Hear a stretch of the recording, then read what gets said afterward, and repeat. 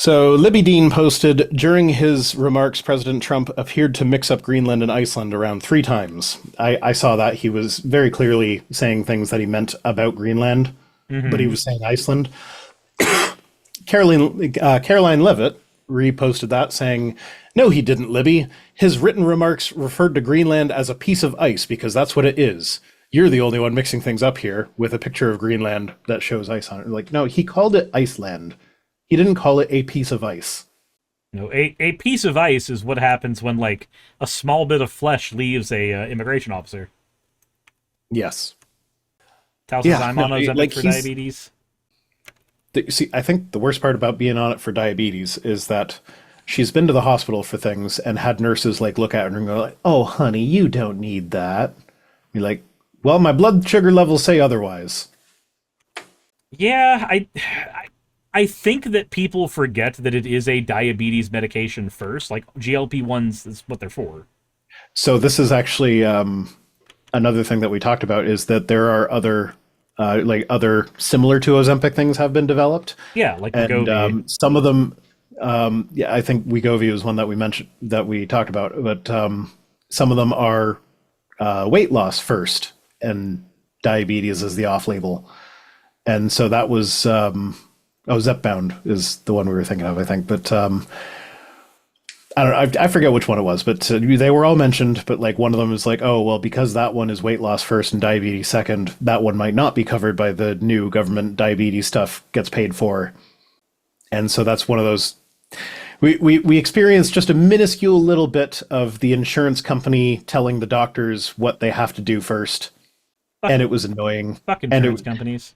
It was annoying. Well, in this case, it's the government, but but like, I just experienced a tiny sliver of what the American healthcare system is like, and it was just like, oh, fuck that. That's so stupid. Reploid for $10 says, "Hey Rhino, if the orange-plated king actually invades Greenland, think we can convince your mum to come repeat 1814, please? Also, sorry, I haven't been around much, busy organizing. Much love." Thank you, Reploid. No, my mother is past that stage of her life. But yeah, so Trump thinks Greenland is Iceland. He fell for that old thing where he fell for the reason that the names were swapped on them in the first place. Yes. What is Greenland? Why is it not green? Why is Iceland the green one? Why is Greenland the icy one? I don't understand. Mm-hmm. I took a cognitive test. I aced it, which means I have the highest IQ. Yep. Oh, yeah. Michelle Chandler says, "New Yorkers accepted freeze the rent without blinking an eye, but imagine if you took all the city's meat and put it in a freezer. Would you want to eat it 20 years later, or even 10? Would you want to own it? Freeze the rent equals slowly decay housing." No, it doesn't. People still have to live in houses, therefore they will still work on them. This is an analogy that is really fucking stupid. And also, like, if you actually hold landlords to account with regards to like keeping things up to code and whatnot, I feel like they can still do that even if they don't raise the rent. Like, the difference between a landlord and a slumlord is how accountable you've made them. Uh-huh. Also, like, yes, I would eat meat that's been frozen for 10 years. It probably wouldn't, it's probably been freezer burned at that point. But it's going to still be edible as long as it actually stayed frozen the entire time. Like, I've eaten meat that's been frozen for at least 4 years, because the way that I grew up was we didn't have a lot of money, so Mom would buy things in bulk whenever she got the opportunity, because she knew that even though that would make that week suck, it meant we would have whatever that item was that we bought in bulk while it was on sale. We would have it for if another week sucked down the line. As a result, after a few months of doing this, of having a few weeks that sucked, we just had a fridge that was freezer that was filled with every kind of meat we usually would cook, and she's kept that habit forever. So there's never a point in time, even if like she gets into a bad week, that she's without, because she did the bulk buy thing there. So my entire existence has been the freezer section bulk buyed meat that has been there for Lord knows how long, but it's frozen, so bacteria is not growing in it. Like, that's been my reality. This analogy uniquely doesn't fucking work on me. That's just my childhood. Yeah, but it's not as good as if it were fresh. And it's still got as close to the same nutrient value as you can get. It's still got protein. But wouldn't you rather rent a fresh apartment? I don't care. I like being able to go to sleep and wake up. If the house does the go to sleep and wake up thing, all that matters then is it clean? Is it livable? I don't give a shit if it smells like a fucking fresh orange or anything. That's not my prerogative. Yeah, but how are they going to keep it clean and livable if they can't extort the people who live there? The difference between a landlord and a slumlord is how accountable you keep them. Mm-hmm. They can take a cut in the profit margins. Won't bother me in the slightest. Of course it wouldn't bother you. You're not the one taking the cut. But and it won't really bother them either because, like... They lose yacht tendencies for a week. Yeah, no, we talked about this. There was I forget who it was, but someone put together a montage of people on Fox News saying how if such and such happened, then all the rich people will leave New York City because of socialism. And they had clips of people saying that every single year. And then when the numbers came out after, like, I think it was just after Mamdani was elected, it was seen that like there was actually an increase in number of people or number of rich people that are living in New York City. So like the more socialist it gets, the more rich people come there, despite what people say. Yeah. Well, I'm not even saying that's correlated, but like if you provide a bunch of stuff for the people that can't really afford all that much so that they're living a decent life, then it's just going to be a nicer place. Like, you know how you fight homelessness? Give everybody a house. Yeah. If they you get you're worried about the homeless people on the streets. Well, if you give them a house, he's not going to be on the streets anymore. They won't be the homeless people. Nicer. Yeah, they won't be the homeless people on the streets anymore.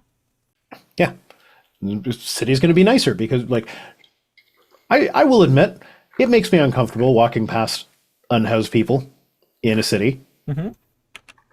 It makes me uncomfortable. I don't like it. Easiest way to solve that problem: just give them a place to live. And then they are no longer on the street. And it's a nicer city. Like, it's... Socialism solves it. I don't know what to tell you. But...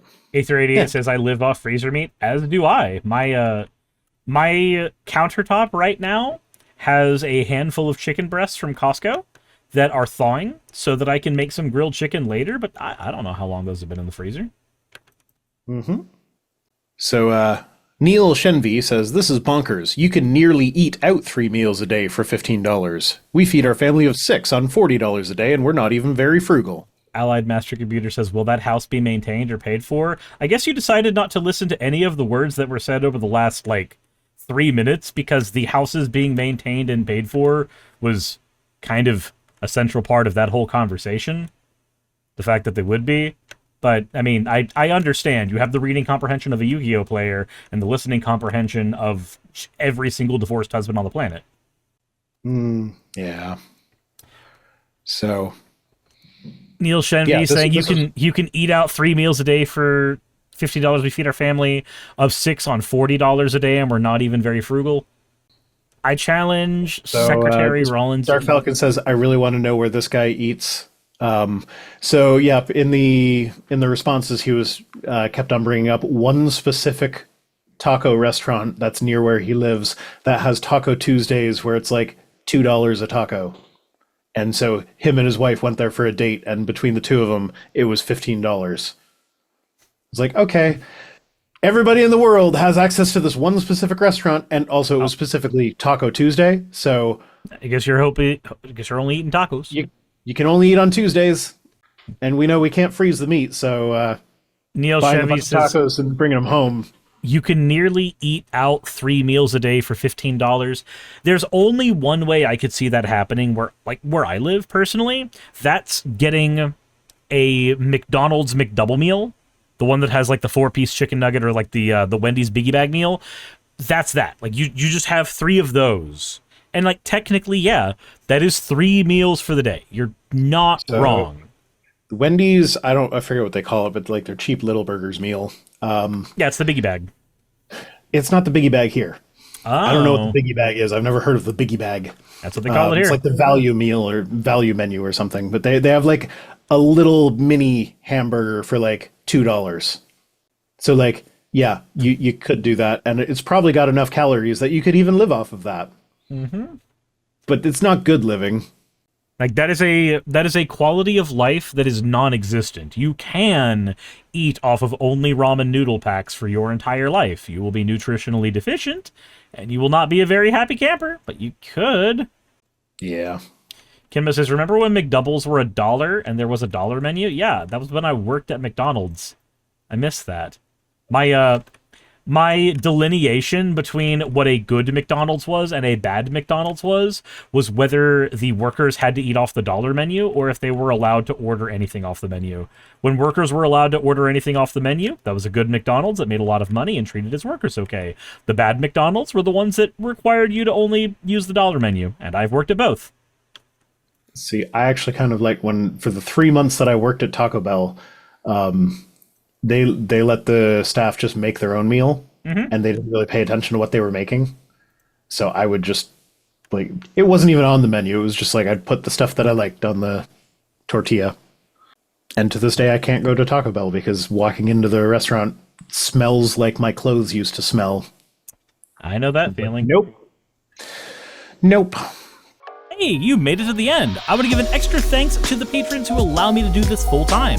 I want to thank Aaron Rail, Astral, Britzkrieg, Jemshin, Poundini, Red Joker, Victoria, Jonas, Craig, Tarika, Fireshard, Smiling GM, John, Dren Hadamada, Creeper, Sagitta, you know I'm not saying that last part, Valis of Sereth, Ottoman Angel, Rooster Rachel, and Fire Panda, who are all my $20 and up patrons.